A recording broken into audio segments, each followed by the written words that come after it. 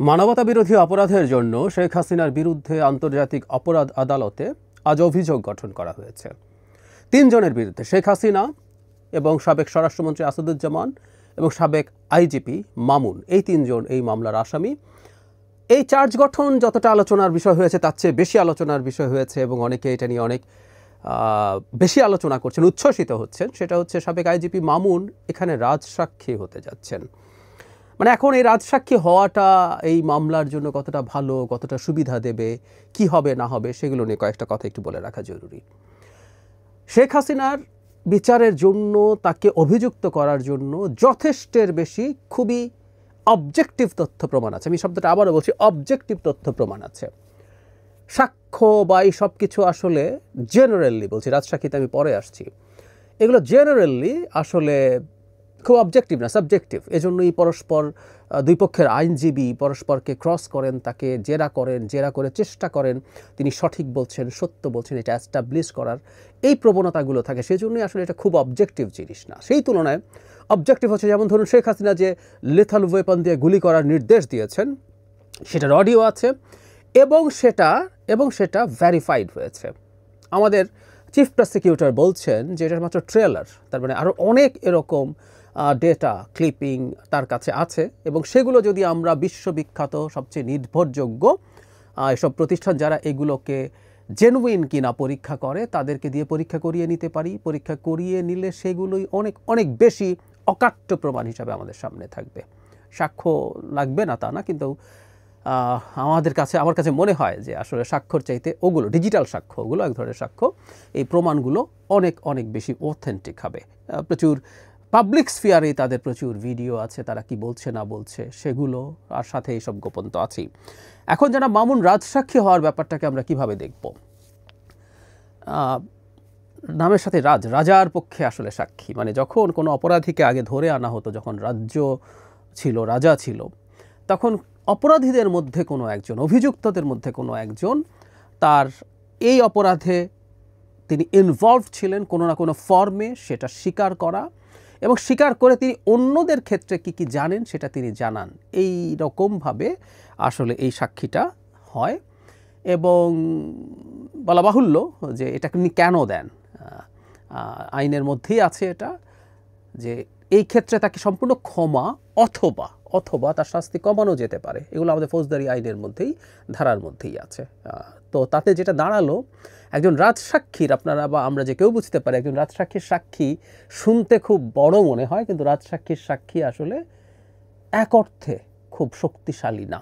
এবং আইনেই বলা আছে যে রাজসাক্ষীর সাক্ষ্যের উপরে ভিত্তি করে কিছু যদি কিন্তু দিয়ে বলা হয়েছে, কাউকে শাস্তি দেওয়া যাবে না। হ্যাঁ, কিছু এক্সেপশনসের কথা আছে, কিন্তু তার মানে আমরা এটা বুঝবো সাধারণ সাক্ষীর চাইতে আসলে রাজসাক্ষীর যে সাক্ষ্য সেটা আসলে খুব শক্তিশালী না। আমরা অনেকে সম্ভবত ভুলভাবে মনে করছি যে এটা একটা বিরাট কিছু হয়ে গেল, কারণ তার বেনিফিটের প্রশ্ন আছে, এটা আমরা বুঝতে পারি। শুধু সেটাই না, যেমন মামুন সরকারের কাস্টাডিতে আছে, এই একজন, এই 3 জনের কথা যে বললাম, 3 জনের মধ্যে একজন এই জনাব মামুন সরকারের কাস্টাডিতে আছে। সুতরাং কাস্টাডিতে থেকে আগে আমরা এমনি যদি ওই রাজসাক্ষীর কথা বলছি না, স্বীকারোক্তি 164 যেটা দিত, সেটার বিরুদ্ধে আমরা সবসময় কথা বলতাম যে অভিযুক্তকে ধরে সেখানে চাপ প্রয়োগ করে, ক্ষেত্র বিশেষে নির্যাতন করে এই ধরনের সাক্ষ্য নিজের ব্যাপারে তাদের জবানবন্দি দিতেন তিনি অপরাধ করেছেন বলে। সুতরাং কাস্টাডিতে থাকা বাংলাদেশের মতো দেশে একজন অপরাধী বা অভিযুক্তর স্বীকারোক্তিরও ভ্যালু খুব ভালো থাকে না, আমরা এগুলো জানি। আবারও বলছি, বাংলাদেশের ভেতরে এই কাজগুলো আমরা যেমনভাবে করি না কেন, শেখ হাসিনার বিচার নিয়ে গ্লোবাল একেবারে মনিটরিং আছে, সার্ভেইলেন্স আছে, ভারত বসে আছে প্রতিটা খুঁটিনাটি ধরার জন্য, সেটাকে পাবলিক করার জন্য। সুতরাং সরকারের কাস্টাডিতে থাকা একজন অভিযুক্ত, এমন না যে তিনি বাইরে ছিলেন, বাইরে থেকে বলছেন আমি রাজসাক্ষী দেব, সেটাও একটা কথা ছিল। সরকারের কাস্টাডিতে থাকা একজন রাজসাক্ষী, আমি আবারও একটু বলে রাখি, আমি মনে করি না এই জনাব মামুনকে শেখ হাসিনার সময়ের মতো চাপ প্রয়োগ করে, বল প্রয়োগ করে, অত্যাচার করে এটাতে রাজি করানো হয়েছে, আমি মনে করি না। কিন্তু এই অভিযোগগুলো আসবে, কারণ বাংলাদেশের ট্রেডিশনটা এই রকম। সুতরাং কাস্টাডি থাকা একজন যখন বলছেন, প্লাস ওই যে বললাম যিনি তার অপরাধের শাস্তি থেকে মুক্তি পেয়ে যাবেন কিংবা শাস্তি অনেক কমে যাবে, এরকম একটা শর্ত থাকে, তাই এটা আসলে খুব বড় বিষয় না, খুব বেশি উচ্ছ্বসিত হওয়ার বিষয়ও না। এবং এটা জনাব মামুনের রিয়েলাইজেশনও না, কারণ ওই যে বলছে একটা ট্রেড অফ আছে, তিনি বেটার থাকতে পারবেন, তিনি অপরাধ নিদেন পক্ষে অপরাধ কমাতে পারবেন। কেউ কেউ এটা নিয়ে উচ্ছ্বাস দেখাচ্ছেন যে অপরাধীরা স্বীকারোক্তি দিচ্ছে, আস্তে আস্তে রিকনসিলিয়েশনের একটা আলাপ হতে পারে। আম সরি, রাজসাক্ষী কখনো রিকনসিলিয়েশনের আলাপের সাথে যেতে পারে না। এটা স্পন্টেনিয়াসলি কোনো ট্রেড অফ ছাড়া, কোনো বেনিফিট ছাড়া যদি হয়, সেটা কোনো একদিন হতে পারে। বটম লাইন, শেখ হাসিনাকে বিচার করার জন্য রাজসাক্ষী চেয়ে হাজার গুণ শক্তিশালী তথ্য প্রমাণ আমাদের হাতে আছে।